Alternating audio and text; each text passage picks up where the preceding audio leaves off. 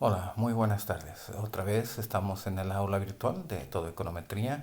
Hoy vamos a realizar lo que es la clase de el modelo de regresión lineal básico, o lo que en muchos manuales o libros tienen como el modelo básico de regresión lineal. Básicamente, un modelo es la representación simplificada de una realidad, la abstracción de un momento determinado del tiempo.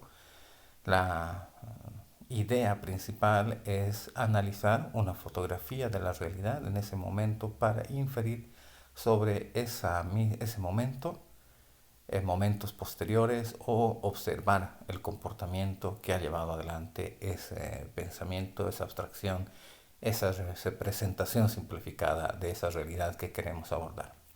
Los modelos econométricos son una clase particular de modelos que tienen un objeto específico de cuantificar las relaciones entre las variables que explican estas leyes económicas. Vamos a hablar de economía como en ciencias sociales. Otras teorías, puede ser la teoría del crecimiento, la teoría del desempleo, la teoría de la demografía y los movimientos sociales, etcétera, etcétera. Pero siempre y cuando las relaciones que queramos medir sean cuantificables y tengan una teoría que las sustente. En el sentido amplio puede decirse que un análisis econométrico se ocupa de desarrollar a través de unos medios los cuales verificarán resultados de forma estadística. Es decir, los resultados que obtengamos de una sucesión de ecuaciones o de una ecuación que queramos estimar, pues estarán sujetos a revisión y contrastación de hipótesis estadísticas que se vieron en cursos de inferencia o de estadística descriptiva. Específicamente, inferencia es lo que nos compete. Los instrumentos en econometría son dos: la matemática, porque es el soporte lingüístico con el cual escribimos las ecuaciones, realizamos nuestras orientaciones, realizamos nuestras ideas, vamos, que con las matemáticas hacemos nuestras funciones. Y la estadística, verificamos las hipótesis, ¿sí? Utilizamos técnicas de estimación y contraste de hipótesis respecto a los resultados y a los supuestos que tengamos que cumplir. Tenemos que tener en cuenta de que existen varios tipos de datos para analizar. Existen tres específicamente. Bueno, dos de ellos son los que más existen y el otro es una combinación. Uno que se llama sección cruzada, cross-section, que son diversos agentes económicos o diversas variables de una naturaleza similar y proporcionan la información referida a un mismo instante de tiempo. Por ejemplo, un análisis microeconómico podría ser las demandas individuales por ejemplo, de calzado, la demanda individual de las patatas, etcétera, etcétera, ¿no? También se habla como análisis microeconométrico o microeconómico en econometría, como el análisis de comportamiento a través de encuestas de condiciones de vida. Es decir, datos individuales de personas con condiciones de vida que miden la relativa poder adquisitivo, educación, etcétera, pues con características sociodemográficas, socioeconómicas que podríamos utilizar para determinar diferentes comportamientos. Básicamente, sección cruzada nos habla de encuestas.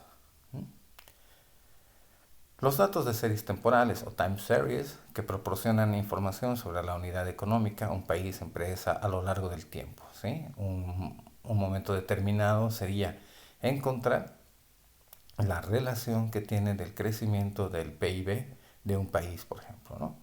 Son características de las macroeconomías o de los análisis macroeconométricos. Generalmente serie temporal se define como el seguimiento de una sola variable en el transcurso del tiempo. Entonces los datos de panel es una información, o sea, proporcionan información sobre diversos agentes económicos a lo largo del tiempo, pero son una combinación de sección cruzada de series de tiempo. Característicos, sí, de los análisis microeconométricos, pero no necesariamente se quedan ahí. Son característicos. Estos, recuerden que estamos hablando de la generalidad, no de los casos específicos. Ya, ¿qué? tanto en sección cruzada como en series temporales como en datos de panel, teniendo datos se pueden utilizar para diferentes propósitos, pero siempre tendremos nosotros en cuenta qué modelo se debe ajustar mejor al momento determinado y a las características que nosotros deseamos medir. A ver, un modelo de relación genérico entre variables económicas, por ejemplo, es una función en matemática, ¿no?, que está condicionada. Nuestra variable dependiente, ¿sí?, está en función a variables independientes o explicativas, las que queramos. Siempre, además, incluiremos un término de perturbación donde este componente incluye variables o componentes no observables, pero que afectan a la variable dependiente. Todos ellos estarán en relación a los cambios o lo que podamos encontrar de nuestros estimadores beta. ¿Ya? Los estimadores, como ya saben por videos anteriores, los estimadores son números concéntricos de información. Los más conocidos son la media, la varianza, la covarianza. Y los betas son también estimadores que son números que contienen información. En este caso serán información de cambio en un porcentaje, en una unidad, dependiendo en qué estemos midiendo, pero será un cambio marginal en todo caso. En un principio quedémonos con esa idea, que es un cambio marginal de el efecto. Cuando una de las variables cambia, el efecto que hará cambiar a nuestra variable dependiente.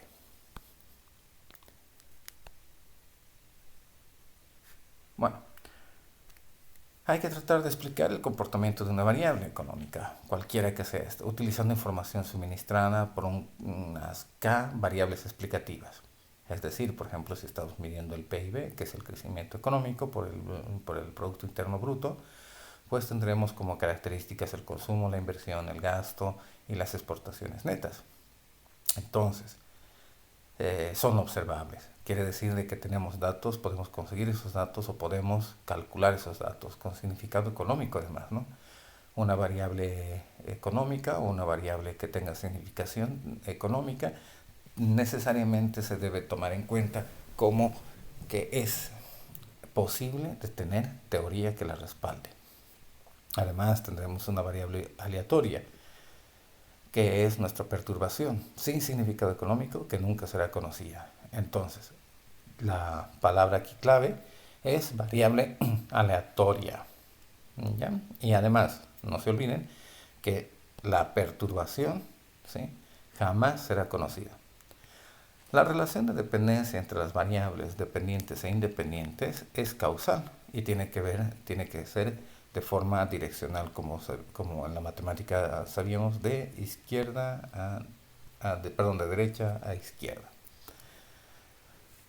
Bueno, los estimadores, los betas, cuyos betas poblacionales son desconocidos y cuyo valor queremos estimar. Es muy importante tener en cuenta de que la formulación inicial que tenemos aquí, y en función de x tal que unas betas, tiene que ser la función poblacional, o se debe tomar en cuenta como una función poblacional. La relación de dependencia entre las variables dependientes y las independientes tiene que ser lineal y estaremos en el modelo lineal general. Bueno, si nosotros fijamos en la ecuación, la última ocasión de la diapositiva, pues podemos identificar variables independientes y variables dependientes. Bueno, una sola variable dependiente y muchas, las que queramos, variables independientes. Además del término de perturbación y obviamente nuestros parámetros poblacionales desconocidos. El modelo básico de regresión lineal múltiple, ¿sí?, tiene un objetivo de explicar el comportamiento de una variable dependiente utilizando información de las características que la explican, que es proporcionada por los valores tomados de un conjunto de K variables explicativas. Decimos K variables solamente por el hecho notacional, podríamos decir N variables explicativas, pero ya más adelante se darán cuenta porque utilizamos en econometría el término K variables explicativas. la especificación funcional o la especificación poblacional. Quedémonos con la idea de funcional porque es la función que estamos tratando de encontrar, la relación de una función respecto a sus características, ¿no? El tamaño poblacional tiene que ser el que queramos, mientras más grande, mucho mejor. Ya sabemos por teoría inferencial de que n, mientras tiende a muestras grandes, de 30 para adelante, pues será mucho mejor. El término de error o de perturbación recoge otros posibles factores que influyen en la variable de respuesta. La variable de respuesta es nuestra variable i, y que son desconocidos. Es una variable aleatoria, ¿ya? Y la variable dependiente también es una variable aleatoria. Por lo tanto, si es una variable aleatoria, nada ni nadie la determina. Quédense con la idea. Beta, los betas, los coeficientes del modelo, los parámetros, los estimadores que se llaman, tienen diferentes nombres, ¿no? Según el manual que estén revisando, podrán ver que a los betas los llaman coeficientes, regresores, estimadores, ¿no? Denotan la magnitud del efecto parcial que cada variable explicativa tiene sobre la variable de respuesta. Es desconocido y por lo que tanto queremos explicar y queremos estimar. Obviamente que los betas no son iguales entre sí. Cada uno de ellos son independientes y además son pendientes. Quiere decir que cada uno de ellos determinará una dirección en una recta. Pero como estamos hablando de un modelo lineal, pues nuestro beta sub 1 será nuestra pendiente. El modelo de regresión lineal básico pues tiene este tipo de formulación matricial. Es importante porque como son funciones en observaciones, se pueden armar matrices n por k, por n. Son matrices cuadradas, vamos a ir paso por paso. Fíjense que la variable dependiente tiene una forma de un vector n por 1.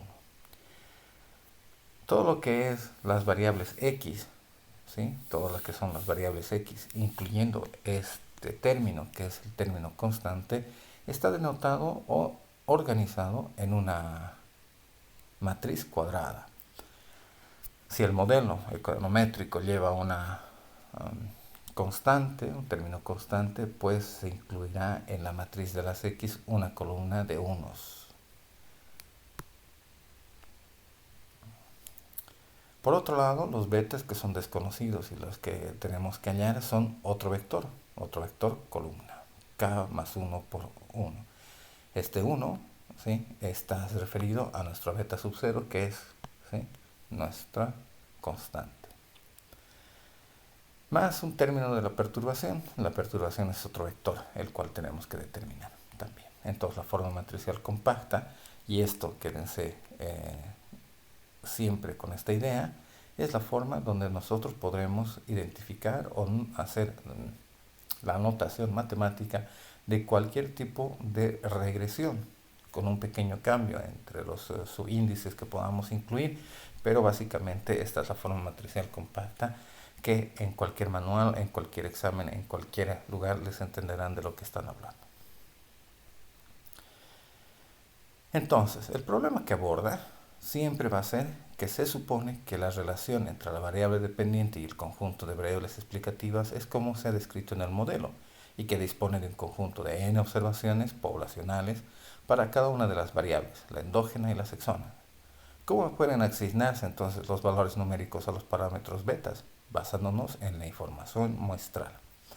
Es decir, si nosotros tenemos en nuestro PIB, está igual a una beta sub 0 más beta 1, que va a ser consumo, más beta 2, inversión más beta 3, gasto del gobierno más, bueno, vamos a poner más, pero puede ser más menos como ustedes saben, beta 4, exportaciones netas, más un término de perturbación. ¿Vale? Entonces, estos valores que van a ser encontrados, que son los betas, ¿sí?, que no los conocemos, serán asignados o tendrán valores respecto a nuestra variable dependiente con la información contenida en cada una de las variables que hemos incluido, tanto la dependiente como las independientes. Entonces, hay un modelo teórico que es poblacional, pero que tiene información muestral. Ojo, ¿no? Entonces, ¿por qué?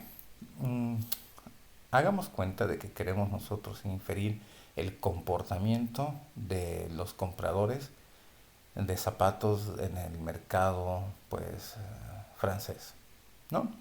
Entonces tendremos la demanda del mercado de zapatos, ¿ya? Pero con información muestral, porque tendremos que levantar no un censo, porque si utilizamos un censo tendríamos exactamente la información de toda la población, que eso es un poco difícil de hacer por los costos de levantar un censo. Entonces lo que se suele hacer por algún tipo de muestreo que se suele aplicar generalmente, el muestreo aleatorio del sistema simple, conseguiremos una muestra representativa de esa sociedad para encontrar la relación poblacional respecto a los compradores de zapatos. Entonces la muestra nos dirá quiénes y con qué características se utilizan para comprar zapatos y podremos utilizarla en un modelo poblacional teórico. El modelo estimado, después de tener el modelo estimado, solo siempre será después de aplicar un método. Ese método es en los mínimos cuadrados ordinarios en este caso. Entonces, cuando utilizamos el modelo estimado por un MCO, tendremos la forma funcional del modelo estimado, ¿sí? Recuerden siempre de que cuando ya ha pasado por el método, o sea, ya se ha resuelto el modelo, pues pondremos las mismas variables, pero con gorritos. Ojo, que estoy subrayando siempre, o estoy denotando siempre, todo lo que hemos hallado, ¿sí? Las variables x seguirán siendo las mismas. Fíjense que al final de la función de estimada no existe el término de perturbación, ¿sí? Porque ya hemos dicho de que la perturbación es inobservable, o sea, que no existe. Bueno, sí existe, pero no podremos verla, no podremos estimarla. Lo que sí tenemos son los residuos. Y los residuos, que es el error de medida o el sesgo de la ecuación, solo es la diferencia entre el valor que teníamos observado de nuestra variable i, que es nuestra variable dependiente, y el valor de la misma variable, pero estimada, después del mínimo cuadrado ordinario. Las etapas de elaboración de un modelo econométrico tienen que ser o pasan por un sistema iterativo. Quiere decir de que primero entraremos por la parte de especificación, la especificación funcional, la especificación del modelo, la especificación de la ecuación, si quieren llamar. Luego estimaremos por un mínimo cuadrado ordinario, que es un método, o en este caso el mínimo cuadrado ordinario lo estimaremos. Haremos unos tests, haremos un diagnóstico de esos tests, ¿sí? Y puede suceder dos cosas, ¿no?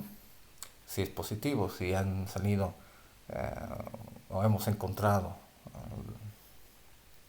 que las hipótesis planteadas sobre los tests individuales, globales y de problemas de estimación de los mínimos cuadrados ordinarios y del modelo de regresión lineal clásico, si todo eso es positivo, si es bueno, pues iremos a la predicción o otras aplicaciones de los modelos de regresión. Básicamente, los objetivos de la econometría son dos: la predicción y el control. Pero si en el diagnóstico, ¿sí? Si en el diagnóstico, perdón, aquí, si en esta parte, la contratación de los tests nos da que fallan los tests estadísticos, pues tendremos que volver a la parte de especificación, porque podremos haber fallado en la base, o sea, en la especificación funcional. Entonces tendremos que hacer una reespecificación, o un arreglo, o una nueva formulación estadística o matemática. Bueno, la especificación es una de las etapas más complicadas, porque en este momento tendríamos que tener en cuenta un background de todas las teorías, por ejemplo, económicas que existen, de ciencias sociales o médicas o todo lo que queramos medir. Es decir, de que debemos manejar muy bien la teoría a la que queremos aplicar un modelo econométrico. Por ejemplo, si nosotros estamos hablando de funciones de producción, tendremos que saber cómo funciona una función de producción Cobb-Douglas, una función de producción CES, una función de producción exponencial, qué sé yo. Diferentes formas, ¿no? Demandas condicionadas, demandas marshallianas, etcétera, etcétera, etcétera. Siempre hay una teoría que dice cómo debe comportarse una ecuación o un modelo, el cual debe ser, primero, en cualquier caso, lineal. Si no es lineal, habrá que linealizarlo antes de utilizar un método econométrico, porque en nuestra base estamos utilizando, en este caso, en este curso inicial, estamos pensando en modelos lineales, ¿sí? Modelos de regresiones lineales. Entonces tendríamos que linealizar un modelo, por ejemplo la función de Cobb-Douglas, que es una exponencial, tendríamos que aplicar logaritmos para que podamos recién utilizar un mínimo coordinal. Entonces, por lo tanto, la especificación de un modelo es una parte importante y complicada para muchas personas, ya que olvidan, ¿sí?, la base que han tenido en la carrera. Entonces, la selección de variables relevantes que van a explicar el comportamiento de nuestra variable dependiente siempre debería estar, tendría y tendrá que estar basado por la teoría económica. Si no, sería un modelo ingenuo o sería un modelo espurio. Después, examen del marco teórico con el contexto de la aplicación, si realmente las variables que hemos utilizado o el análisis que estamos utilizando está dentro del marco teórico y de la aplicación de este tipo de modelos. Hay que utilizar una selección de muestra para este análisis. La selección de la forma funcional, especificación de las relaciones de causalidad, es decir, las variables dependientes, las variables independientes causan efecto a la variable dependiente y cuáles son ese tipo de causas que las promueven. Tendríamos que saber. Entonces, en la parte B de las etapas de la elaboración del modelo, la estimación siempre va a estar en base a la teoría de la inferencia estadística. Entonces, en la inferencia estadística utilizaremos el método de estimación y aplicaremos test, exámenes de propiedades y posibilidades. Además, tendremos una opción de estimación de parámetros y de varianza de perturbaciones aleatorias. Hay que recordar un poquito lo que son las diferentes formas que recogía la inferencia estadística para hallar, ¿sí?, por ejemplo, los intervalos de confianza o las predicciones, por ejemplo, de comportamiento de los estimadores, los estimadores estadísticos. Dentro de la causalidad en los modelos econométricos, siempre las X causan a Y, sin variaciones en las X provocan variaciones en la Y. Eso no nos olvidemos. Las relaciones de causa-efecto pueden ser simultáneas o desfasadas en el tiempo. Esto lo explicaremos con más detalle en autocorrelación, pero lo único que quiere decir es de que en una variable, recuerden de que las variables o las observaciones están recogidas en diferentes momentos de tiempo.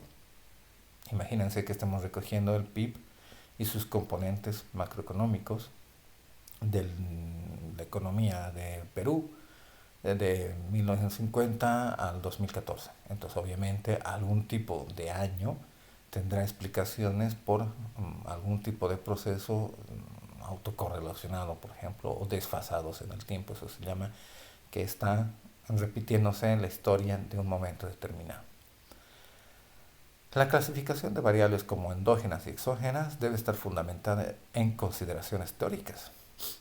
No es posible, ¿sí?, aunque existen test de endogeneidad, como el test de Hausman, ¿ya?, que no lo veremos hasta más entrada la asignatura, que puede identificar un comportamiento endógeno en una de las variables. Pero claro, esto es un test, ¿ya?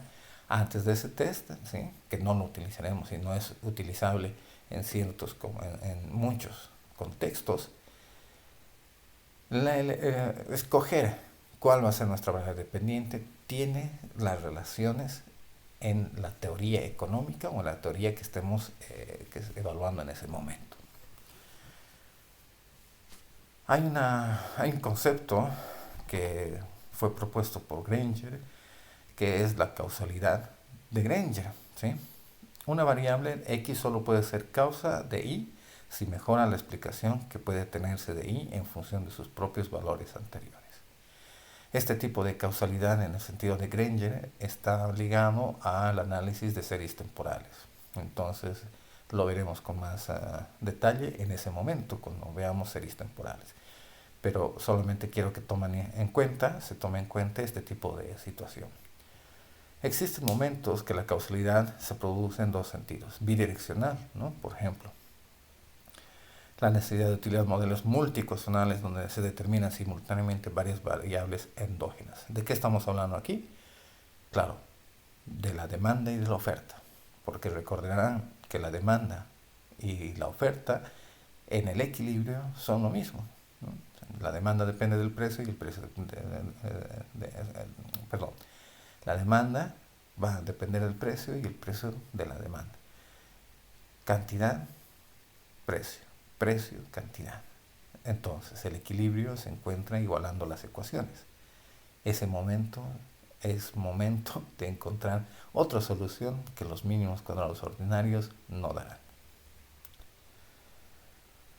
Bueno, la existencia de correlación estadística entre dos variables implica la existencia de una relación causal entre ellas.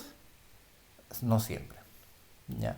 Pero si las variables independientes entre ellas son eso mismo, independientes, no deberían tener una correlación muy alta, pero estadísticamente encontraremos relaciones que tendrán una correlación entre las variables independientes que sea un poco alta. Por ejemplo, en el mismo ejemplo que estamos mencionando, que es el PIB, pues tenemos que el consumo, la inversión, el gasto y las exportaciones tienen relaciones entre sí, es decir, que están correlacionadas entre sí. Y esta existencia de causalidad implica la existencia de correlación, pero no al revés, ¿sí? Es decir, que si hay causalidad implica correlación, pero la correlación no implica causalidad. El rechazo de una de las variables regresoras como válida en los contrastes de hipótesis implicará que no existe relación entre variable explicativa y explicada. Ojo ahí, con cuidado, porque los contrastes estadísticos tienen más fuerza siempre en el rechazo que la aceptación. Ya lo veremos en un momento determinado, específicamente en hipótesis, en un capítulo que grabaremos solamente de hipótesis, de contrastación, pero quiero decirles de que cada resultado, como decíamos hace un momento atrás, que cada resultado que obtengamos de nuestros parámetros tienen que ser testeados por una hipótesis estadística, la cual estará en base a un comportamiento de un estadístico de prueba, el cual tendrá su zona de rechazo y su zona de aceptación, pero en econometría siempre hablamos generalmente del rechazo o no rechazo de la hipótesis nula. Entonces, en la elaboración de un modelo tenemos contrastación, que está en base a la teoría inferencial. Los análisis de signo y cuantía es muy importante porque si estamos hablando, por ejemplo, del PIB, todas las variables son aditivas excepto las exportaciones netas, porque para algunos países pues tendrán en algún año, ¿sí?, esa relación negativa porque es la diferencia entre exportaciones e importaciones. Pero ya sabemos cómo se comporta la función del PIB. Entonces, si al momento de hacer una regresión nosotros nos encontramos de que, por ejemplo, el consumo es negativo en el PIB, pues algo ha pasado. Algo más probable en la formulación o en los datos que estemos incluyendo, una equivocación nuestra como investigadores, o realmente la economía está demostrando de que el consumo de los hogares, de los privados, ha disminuido a unas tasas increíblemente bajas, que eso es muy poco probable que suceda, pero siempre hay que estar pendiente de los signos. El análisis de bondad de los parámetros, ¿sí?, será la cuantía o la cuantificación de cuánto de la variabilidad del modelo ha sido explicado para explicar la variabilidad de la variable dependiente. Entonces, para ello existen contrastes individuales y contrastes conjuntos. Este contraste de hipótesis básicas son estructurales y relativas a la perturbación aleatoria, o sea, dos tipos de hipótesis. Este capítulo es muy importante porque si no tenemos presente qué hipótesis estamos contrastando en econometría, pues lo que estamos haciendo es adivinar, ¿sí? Entonces la adivinación, el esoterismo, no está dentro de lo que manejamos nosotros en econometría. Entonces es muy importante que las hipótesis las tengamos presente en todo momento para poder tomar decisiones respecto a esos contrastes de hipótesis a través de nuestros análisis estadísticos. Bueno, entonces la validación del modelo tiene que ver mucho con la teoría de la inferencia, análisis a priori y análisis a posteriori. Bueno, la aplicación de los modelos econométricos tiene tres fundamentos específicos, ¿no? Un análisis estructural o descriptivo, una cuantificación de la relación durante un periodo analizado, ¿sí? Si ha existido entre las variables implicadas. La predicción o establecimiento de los valores futuros de una cierta variable. Ojo, que aquí es muy cuidadosos de que la predicción en econometría siempre se refiere al corto plazo, es decir, los periodos próximos, los más próximos. Si tenemos datos anuales, pues el siguiente año, ¿no? O el subsiguiente, 2 años máximo.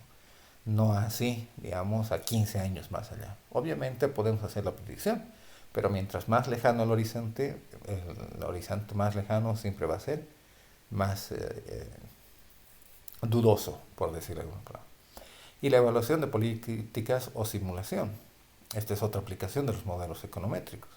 Entonces, esta aplicación, digamos, de evaluación tiene que ver con la interpretación de los resultados y qué podemos hacer nosotros para poder, según esos resultados, influir a las variables independientes para que pues hagan comportarse a la variable dependiente de la forma que queramos. Es decir, si por ejemplo el PIB está en recesión y nosotros hacemos una ecuación, una regresión, encontraremos de que algunas de las variables tienen más poder de cambio hacia el crecimiento económico que otras. Entonces nosotros como analistas o como el ministro de Economía tendría que agarrar y decir, bueno, vamos señores, vamos a incrementar por ejemplo el consumo, ¿no? O la demanda agregada. Entonces sí, incrementamos la demanda agregada por vía del consumo.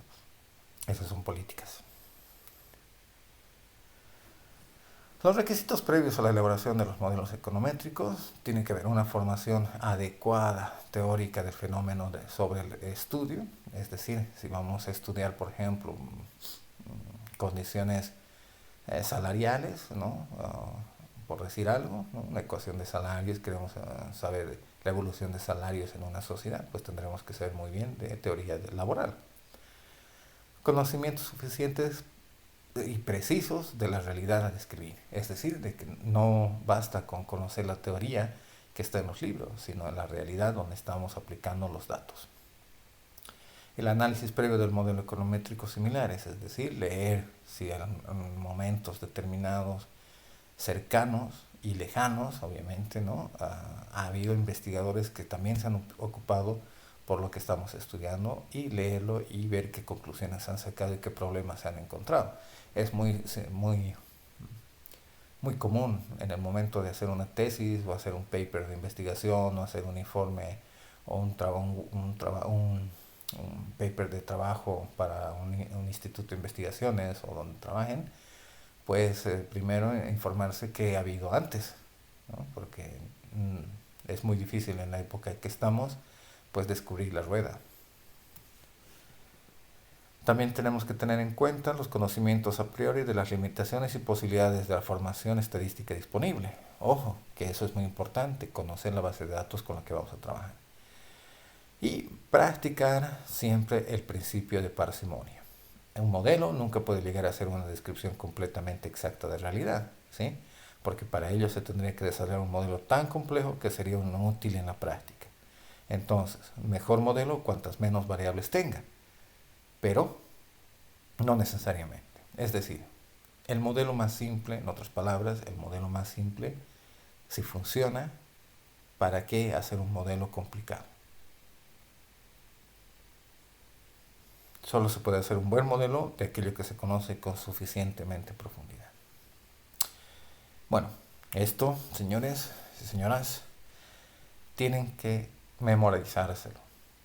Esta parte es muy, muy importante. La especificación de las hipótesis básicas del modelo básico de regresión lineal tiene como dos propuestas, ¿sí? Las estructurales y sobre la perturbación aleatoria, ¿no? A ver, vamos a ir describiendo cada uno. El modelo es estocástico por las perturbaciones. Estocástico quiere decir aleatorio. Aleatorio, estocástico significa que nada, ni nadie, ni tiene funciones, ni nada que le determinen la existencia. Aleatorio de naturaleza. La causalidad unidireccional. Las X siempre y toda la vida explicarán a la Y. O sea, las independientes a la dependiente. La linealidad de los coeficientes. Los betas no pueden ser ni contener ni ser potencias. ¿Mm? Especificación correcta, lo que decía antes, ¿no? Si ponemos una variable que no existe para el modelo, por ejemplo, del PIB, pues ya deja de ser el PIB, ¿no? Si le quitamos una de sus componentes, es otra cosa.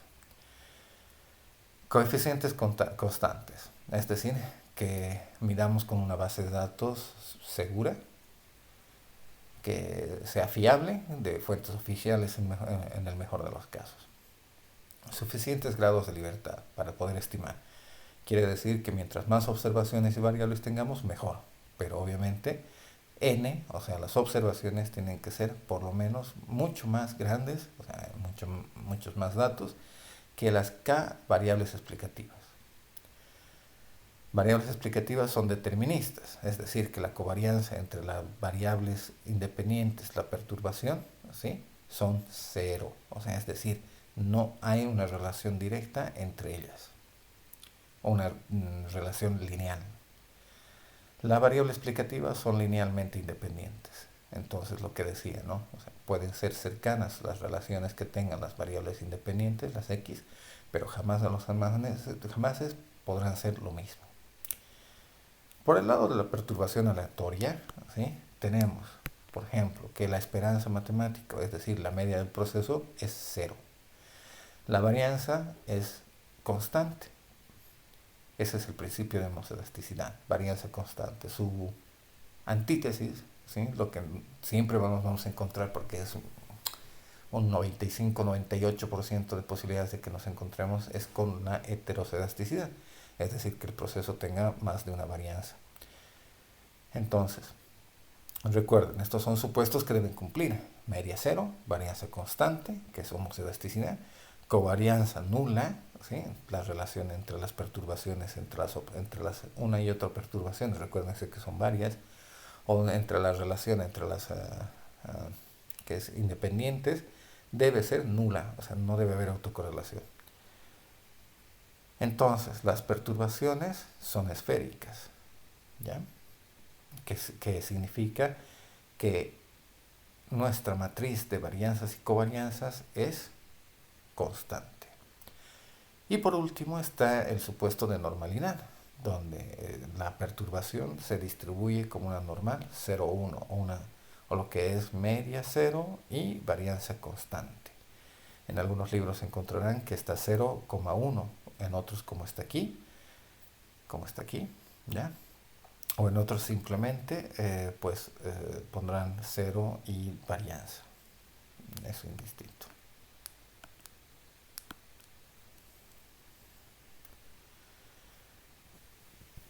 Bueno, los métodos de estimación. Estaríamos hablando del método de estimación como ajuste de una recta mínimo cuadrática y el máximo verosímil. Los mínimos cuadrados ordinarios son un ajuste de una nube de puntos, que es el criterio de minimizar la suma de residuos al cuadrado. Lo que quiere decir, estábamos hablando de que los residuos era esto, ¿sí? La diferencia entre lo observado y lo hallado, que es una matriz. La matriz de las perturbaciones que está definida como un conjunto de matrices. Entonces, esa nube de puntos que haría, imagínense, una almohada, ¿sí? Pues el grosor de la almohada significa que debería ser la varianza constante. no tenemos nosotros, no deberíamos tener una almohada con diferentes niveles, como si fuera, ¿no?, unas ondas. Sería un poco complicado. Lo que estamos tratando es de que siempre la variabilidad sea como un espacio donde los puntos se mueven ahí y no salen de ahí, ¿sí? A eso es lo que nos referimos. Por otro lado, si el estimador mínimo cuadrático cumple todos nuestros supuestos y además es normal, será eficiente, lineal, insesgado y óptimo, ¿no? Entonces, eso será el modelo básico de regresión lineal. Ojo, siempre y cuando cumpla esto, será el modelo de regresión lineal básico.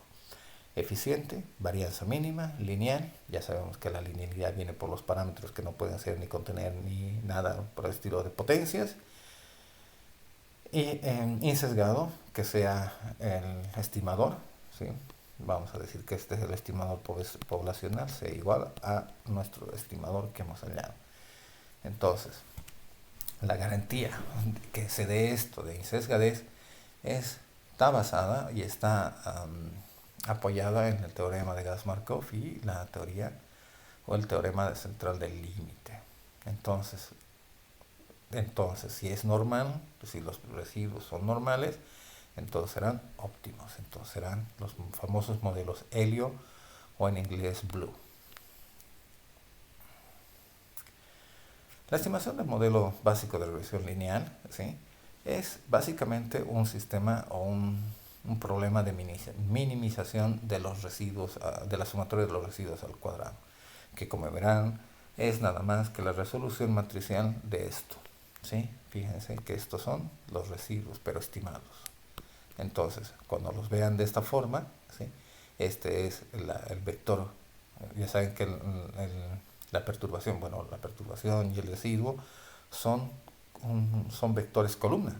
Entonces, si este está con su apóstrofe, es un vector fila por un vector columna. Entonces, es la minimización de los errores al cuadrado. Pues, como es una función ya de minimización, tiene por primera instancia una condición de primer orden, ¿no?, que la derivada parcial, en la primera derivada parcial, tiene que ser igual a 0. Entonces, el sistema es de k más 1 ecuaciones normales con k más 1 incógnitas. Entonces, mientras más incógnitas tengamos, nuestras ecuaciones serán mucho más grandes. Entonces, la condición de primer orden siempre va a ser de que la primera derivada sea 0 y la condición de segundo orden sí será 0 también, siempre y cuando la solución de nuestra matriz nos dé como solución de esto. A ver, si lo anoto de esta forma.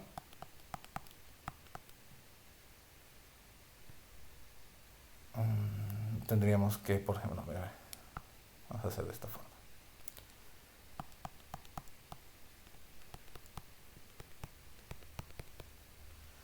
Sí, entonces recuerden de que esto es así.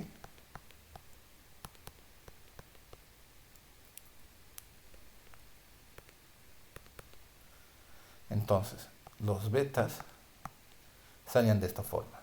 Entonces, fíjense que la parte, cuando tengamos nosotros la resolución de esto por esto, será igual a esto. Esto es lo que nos dice esta parte. Entonces, los supuestos necesarios para obtener un buen estimador mínimo cuadrático, solo algunos estructurales, ¿sí? La linealidad en los coeficientes, la especificación correcta, coeficientes constantes, suficientes grados de libertad, y las variables explicativas son linealmente independientes, es decir, que en este caso no hay multicolinealidad. Los supuestos sobre el término de error no son necesarios para obtener mínimos cuadrados ordinarios, pero, por supuesto, ¿sí?, sobre el término de error son necesarios para garantizar las propiedades de los estimadores mínimo cuadráticos. Entonces, el modelo básico de regresión lineal verifica todas esas 11 propiedades, esas hipótesis ideales que hemos visto en la diapositiva anterior, las 8 estructurales y las perturbaciones no esféricas. Es decir, que el estimador mínimo cuadrático, ¿sí?, siempre y cuando si es de esta forma y si cumple estos supuestos, será lineal. La divergencia entre el valor estimado y el verdadero valor del beta puede expresarse en términos lineales. El error cometido por la estimación es exclusivamente una proporción fija, denotada generalmente por W, del error cometido en la especificación del modelo. Entonces, las propiedades del estimador serán una función lineal de las propiedades de las perturbaciones aleatorias. Básicamente, ¿sí?, el modelo, si cumple estos supuestos, pues será lineal. Insesgado, lo que les decía, la esperanza del estimador hallado, ¿sí?, que es este, será el valor poblacional. Si calculásemos los coeficientes estimados para todo espacio muestral, ¿sí?, de todas las muestras posibles, el valor de estas estimaciones coincidiría en media con el valor del verdadero valor del coeficiente poblacional, que es desconocido. Eficiente. Si ustedes ya se han dado cuenta, todas estas propiedades son las propiedades de Gauss-Markov. Eficiente. Esto, siempre, ¿sí? Un modelo econométrico, en todos los casos y en toda la econometría, será eficiente siempre y cuando, ¿sí?, su varianza sea la mínima. Entonces, por propiedades de los estimadores econométricos, el estimador de mínimos cuadrados ordinarios tiene la mejor o el mejor ajuste, porque garantiza que su valor de la varianza de los estimadores es la mínima. Eso se comprueba con, si nosotros tenemos un estimador, hemos hallado un modelo por mínimos cuadrados ordinarios y decidimos, aunque nos salga bien todo perfecto, decidimos hacer lo mismo pero con otro modelo. Por ejemplo, el estimador de mínimos cuadrados ponderados, ¿no?, que lo veremos también más adelante. Si comparamos sus matrices de varianzas y covarianzas, ¿sí?, veremos de que la varianza del estimador mínimo cuadrático es menor que las varianzas de el estimador de mínimos cuadrados ponderados, y así sucesivamente.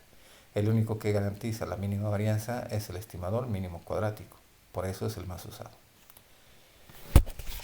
Entonces, la varianza, ¿sí?, no es nada más que la multiplicación de la varianza de la muestra, de todo el sistema, por la matriz inversa de la matriz transpuesta a las X por las X.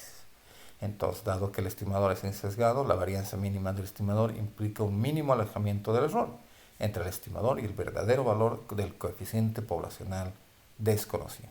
Por lo tanto, no se olvide nunca dónde vamos a ganar eficiencia en el modelo. Bueno, el teorema de Gauss-Markov nos indica que el estimador mínimo cuadrático de beta es el estimador lineal e insesgado de mínimo varianza, helio, lo que decíamos, en el sentido que cualquier otro estimador lineal insesgado de beta tiene varianza mayor. Para ello, ¿sí?, tenemos estas propiedades, ¿ya?, del estimador. Primero que es insesgado y luego que la varianza es la mínima. Entonces, es eficiente. Les estoy diciendo con esto son las hipótesis que deben cumplir. La normalidad de las perturbaciones está garantizada siempre y cuando tengamos una muestra muy alta, ¿no? Mientras más grande sea nuestra muestra, mucho mejor. Se recomienda a todos los alumnos que tengan en cuenta de hacer modelos con más de 30 observaciones. Bueno, la estimación insesgada de la varianza de las perturbaciones y la bondad de ajuste es algo importantísimo, porque al final lo que queremos es demostrar de que la ecuación que estamos tratando de solucionar, además de que cumple, digamos, con su objetivo de tener soluciones matemáticas, es la mejor solución posible que explicará los comportamientos que la variable dependiente que queremos explicar. Entonces, una vez que hemos estimado nuestro modelo teórico a partir de una muestra por un método econométrico, en este caso los mínimos cuadrados ordinarios, necesitamos medir la capacidad explicativa de esa función. Es decir, queremos cuantificar esa capacidad explicativa de las X. ¿Cuánto explican las X? ¿Cuánto explican las X a nuestra variable Y? Entonces, a partir de los valores estimados de los coeficientes mínimo cuadráticos, o sea, los betas, ¿sí?, del modelo, veremos cuánto explica. Y eso se mide aquí. Recuerden que esto era el sesgo. ¿Sí? Bueno, entonces, si decimos que la estimación es insesgada de la varianza de las perturbaciones y bondad del ajuste, dividimos en tres partes ese tipo de explicación, ¿ya? Entonces, tenemos por un lado una suma total, una suma explicada y una suma residual, ¿sí? Es importantísimo tener en cuenta, ¿sí?, que la suma total es lo que quiere explicar, se quiere explicar. La idea de dispersión de ahí en la muestra. A ver, la suma total es lo que se quiere explicar. La suma explicada es lo que el modelo es capaz de explicar, ¿sí? Y la suma residual es lo que el modelo no es capaz de explicar. Entonces, fíjense, la suma total es las observaciones que teníamos menos la media de esas observaciones. El sumatorio, o sea, es el sumatorio. Es el sumatorio de hacer la diferencia entre las observaciones y la media al cuadrado. La suma explicada es lo hallado, la media al cuadrado de esas columnas. Y la suma residual será lo que habíamos dicho, el error, ¿no?, pero al cuadrado. Fíjense que en esta parte, ¿sí?, está en sumatorios. Esta parte es la forma matricial de cómo se halla, perdón. Esta parte tendría que ser así. ¿Vale? Entonces, hay dos formas de hallarlo, ya sea teniendo los sumatorios después de encontrar los valores de nuestra variable dependiente, o utilizando los residuos, ¿sí?, y utilizando esos valores, pero de forma matricial. Siempre que vean con apóstrofe por acá, ¿sí?, están hablando de vectores. Bueno, entonces si el modelo tiene término constante, ¿ya? Primera situación, si el modelo tiene término constante, la suma total será siempre a la suma de los errores más la suma residual, ¿no? La suma explicada más la suma residual. El estimador insesgado de la varianza del error, si queremos encontrar la varianza porque necesitamos esta varianza, ¿ya?, será la suma residual partido o dividido entre los grados de libertad del modelo. N son las observaciones, K son las K variables, o sea, las X, cuantas haya, menos 1, ¿ya? Menos 1 por el solo hecho de tener que se llama un valor que viene de la inferencia para estimaciones de tamaño n, o sea, de tamaño de 30 para adelante. O también podríamos utilizar vectores para encontrar la suma residual, ¿no?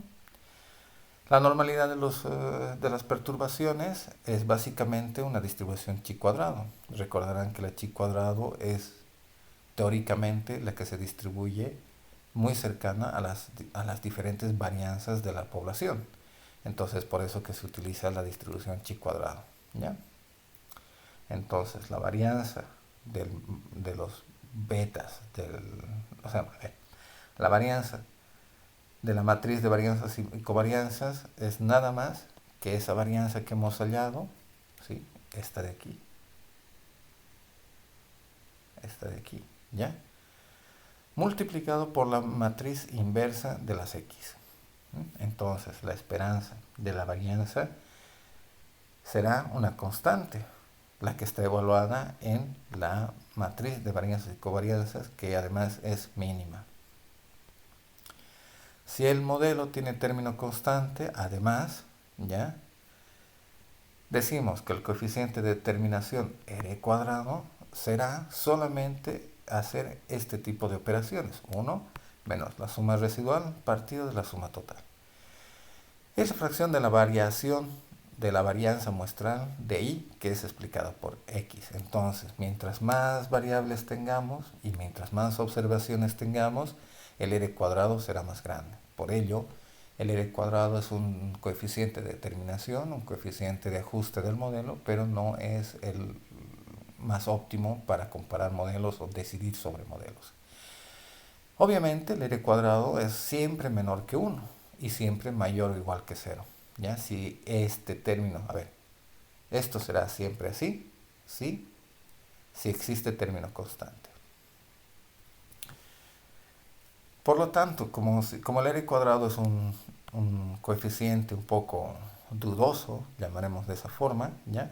Existe el coeficiente de determinación ajustado, ¿ya?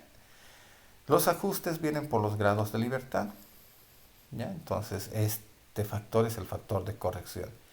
Y el r cuadrado ajustado, como ustedes podrán ver aquí, ¿ya? Es el que nos permite, ¿ya? Es el que nos permite pues comparar modelos. En esta parte hay que tener mucho cuidado. Solo se puede comparar modelos cuya variable dependiente sea la misma.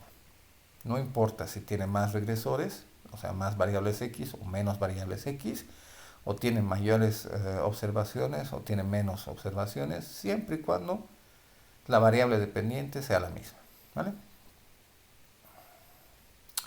Entonces, las primeras ideas de este tema, ¿cuáles han sido? Las etapas de elaboración, la especificación de hipótesis básicas de modelos básicos de regresión lineal, la estimación por mínimos cuadrados ordinarios y las propiedades, porque hemos visto todas sus propiedades por Gauss-Markov y el teorema central del límite, y además las hipótesis que lo sostienen, que sostienen los mínimos cuadrados ordinarios. Hemos visto el criterio de estimación que es por matrices, también hemos visto lo que es, si cumple los supuestos básicos de este sistema, en qué se convierten, que son el modelo es helio, eficiente, lineal y sesgado y óptimo. Si además tiene varianza mínima, ¿sí? Y es una normal, pues es óptimo, ¿no? El estimador insesgado de la varianza del error y la bondad de ajuste también lo hemos visto, ¿sí? Cómo se hallan la varianza y cómo se encuentra el r cuadrado, que es el ajuste global. Pues eso es todo, queridos amigos, y muchas gracias por atenderme. Nos vemos en otra entrega y buenas tardes, buenas noches, sigan estudiando.